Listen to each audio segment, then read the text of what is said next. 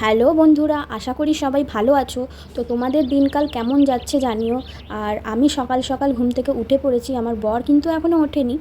আগের দিন আমার ঘুমটা ভালো হয়নি বলে শরীরটা একটু খারাপ ছিল, তবে আজকে কিন্তু আমার ঘুমটা মোটামুটি ভালোই হয়েছে, তাই আজকে একটু শরীরটা ভালো আছে। সকাল সকাল সবজি টবজি সব কেটে কুটে নিয়ে রান্না চাপিয়ে দিয়েছি। বর খেয়ে দিয়ে যাবে আর টিফিন নিয়ে যাবে। আমার শাশুড়ি মা আটা মেখে দিচ্ছে, রুটি হবে।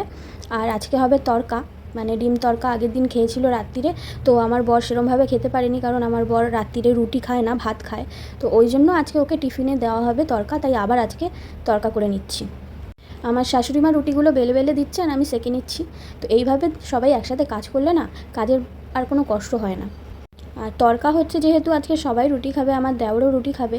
আজকে আমার দেওরের শরীরটা ভালো নেই, জ্বর এসেছে, তো আজকে সকালবেলা কাজে যায়নি, তো ও আজকে রুটি আর তড়কা খাবে বলে ওর জন্য একটু বেশি করেই রুটি করা হচ্ছে। সকালে কিন্তু সবার একবার করে চা খাওয়া হয়ে গেছে, আবার চা বসানো হয়েছে, কারণ এই বাড়িতে সবাই অনেকবার করে চা খায়, চা না খেলে হবে না। তো এদিকে রান্নাবান্না মোটামুটি সকালের জন্য হয়ে গেছে। আমার বর খেয়ে দিয়ে রেডি হয়ে বেরিয়েও যাচ্ছে কাজে। তো এই সকালবেলা বেরিয়ে যাচ্ছে, আবার আসবে সেই রাত্রি 9:30টার সময়। তো এইভাবেই দিন কাটছে, সারাদিন বাড়ি বসে আমি বোর হয়ে যাচ্ছি, কারণ এখন তো সেরকম বেরানো হয় না, সেই জন্য। তো সকাল সকাল আমার ব্রেকফাস্ট কমপ্লিট হয়ে গেল। আর আজকে আমাদের পাড়ার একজন দিদা আমাদেরকে কাঁঠাল দিতে এসেছে, তাদের গাছের কাঁঠাল। গ্রামের দিকে কিন্তু এখনও পর্যন্ত এই প্রচলনটা আছে যে যার বাড়িতে যেটা হয় গাছের, সবাই কিন্তু সবাইকে দেয়। এইভাবেই সবার মধ্যে একটা আত্মীয়তার সম্পর্ক বজায় থাকে।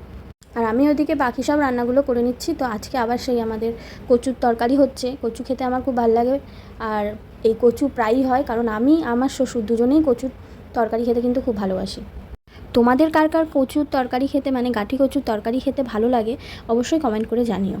এটা করলেই আমার রান্না কমপ্লিট হয়ে যাবে। আর এদিকে আমার দেওর যেহেতু জ্বর, আজকে বাড়িতেই রয়েছে, যায়নি কাজে। তো আজকে যে আমাকে ক্লাব থেকে খিচুড়ি দিয়েছে, সেটা আজকে আমার দেওর খাবে, কারণ তার স্কুলের খিচুড়ি খেতে কিন্তু খুব ভালো লাগে। আমার এদিকে কচুর তরকারি রেডি। তো খুব গরম লাগছিলো, তাই এক গ্লাস গ্লুকন-ডি গুলে খেয়ে নিলাম। আর মাছের ঝাল হবে, যেটা আমি করিনি, আমার শাশুড়ি করেছে পরে, তো তখন আর কিছু ভিডিও তোলা হয়নি বলে মাছের ঝালটাই দেখিয়ে দিলাম। তো আমি তারপর সব কিছু কমপ্লিট করে স্নান ধান করে রেডি হয়ে গেছি। আজকে একটু শ্যাম্পু ট্যাম্পু করেছিলাম বলে মাথায় একটু সিরাম দিয়ে নিলাম, দিয়ে চুল টুল আঁচড়ে ঠাচড়ে রেডি হয়ে একটু রেস্ট নেব, দিয়ে তারপরে খাওয়া দাওয়া করব। কিছুদিন ধরেই আমার কোমরে খুব যন্ত্রণা হচ্ছে, একভাবে দাঁড়িয়ে থাকলে বা বসে থাকলে। এই সময় কি এরকম হয়? তোমাদের যদি জানা থাকে আমাকে একটু কমেন্ট করে জানিও। দুপুরের আজকে মেনুতে ছিল মাছের ঝাল, কচুর তরকারি, পটল ভাজা, উচ্ছে আলু সিদ্ধ আর ডাল। দুপুরে খাওয়া দাওয়া করে আজকে একটু ঘুমিয়ে নিয়েছি। ঘুম থেকে উঠে খিদে পেয়ে গেছিলো বলে আজকে একটু মুড়ি মাখা খেয়ে নিলাম আচার দিয়ে। তো মুড়ি টুড়ি খাওয়ার পর কিছুক্ষণ পরে তারপরে মনে পড়েছে যে কাঁঠাল দিয়ে গেছিলো দিদা, সেই কাঁঠালটা আমরা তিনজনে মিলে, মানে আমি শ্বশুর শাশুড়ি তিনজনে মিলে খেলাম।